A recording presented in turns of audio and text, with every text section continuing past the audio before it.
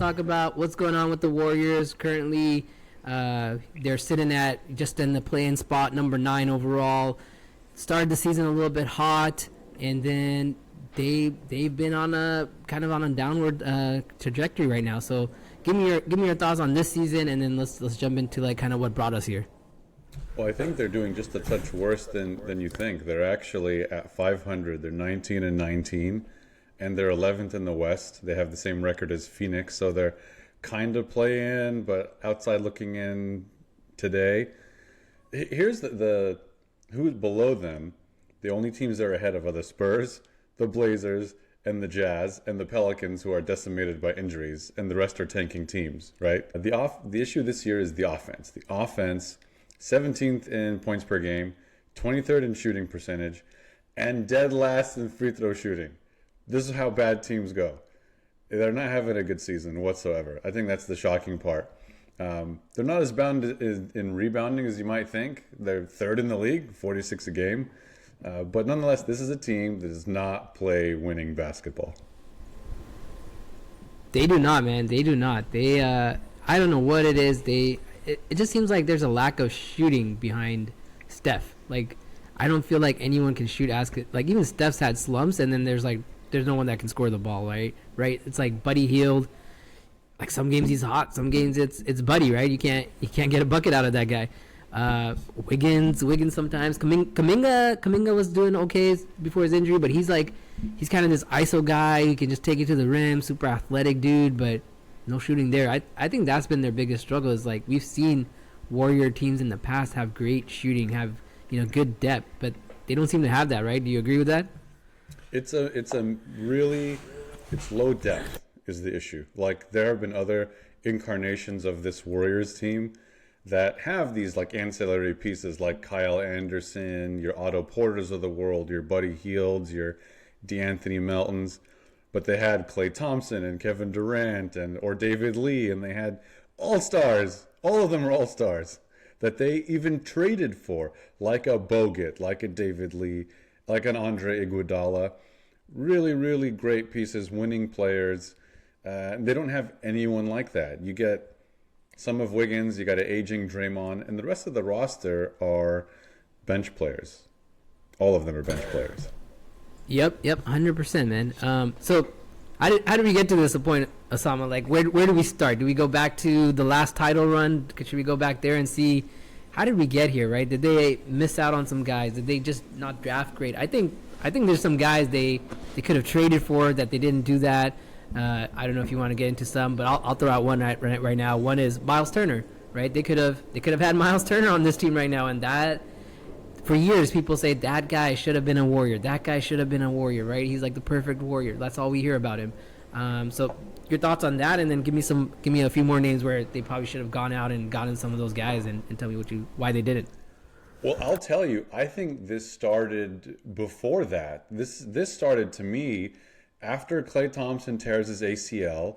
I get that they drafted some guys, fair enough, like Steph Curry broke his finger early. It was a lost season, the season after Kevin Durant left. That's fine. They trade D'Angelo Russell to get Wiggins. By the way, still made like a very aggressive trade. And look, Russell's not working. Let's get Wiggins. Fair enough. But after that, they get the 2 seed. They tank. They get the 2 seed in the lottery, and they decide to draft James Wiseman. That right there is the beginning of a number of decisions that did not work. It was a high lottery pick. I'm sure there was talent out there that they could have kind of dangled that number 2 pick and instead of keeping it.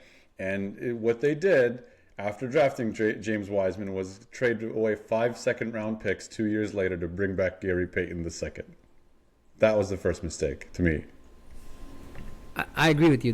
It's kind of where they start the 2 timeline business, right? That's where it's like, what were you guys doing? Like, you got prime Steph. Why are you wasting his time with 2 timelines? I mean, nobody could have predicted James Wiseman was going to be this big colossal bust, but like you said, right, there could have been talent had for the number 2 pick, right? There were rumors about, they could have had Giannis. They could have had someone like that, right? Like an all-star type of player, right? Where okay, maybe Giannis is not the guy they're getting, but they could have gotten someone a tier down from Giannis, right?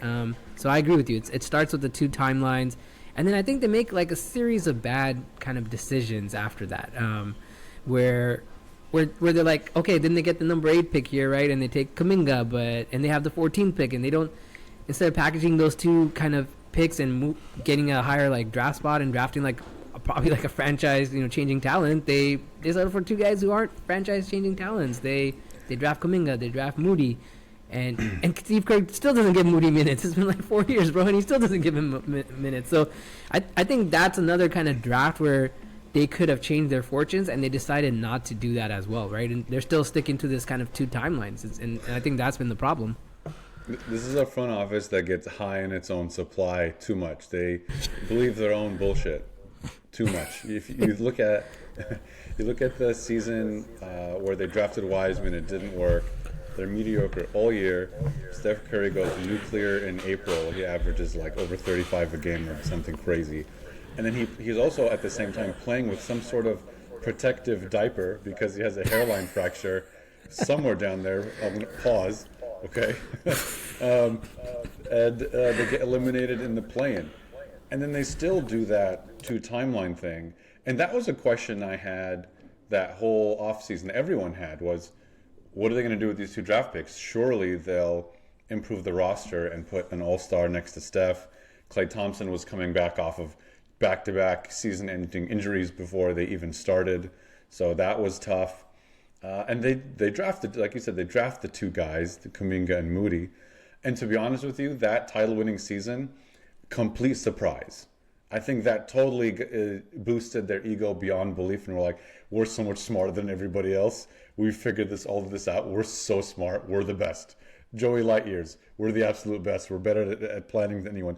Not we drafted like one of the best players of all time, and that's why we won. And he hit his apex and beat a Boston team that they had no business beating. But Steph is amazing, and that's why they won.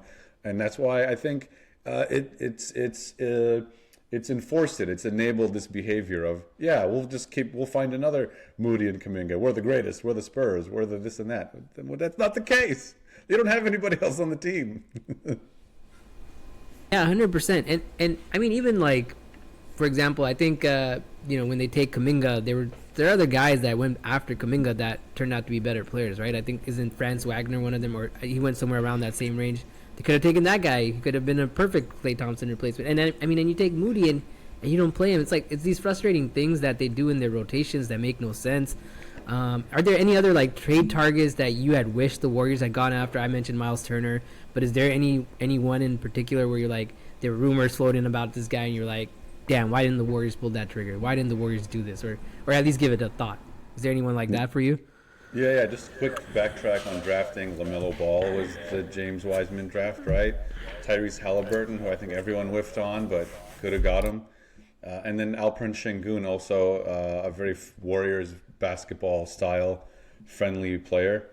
So they had some misses. But in terms of free agents, a couple that come to mind, Kentavious Caldwell-Pope, I thought was a great fit, great perimeter defender, winning player. Went to Denver, and what did they do? They won a title, right? Definitely a great player.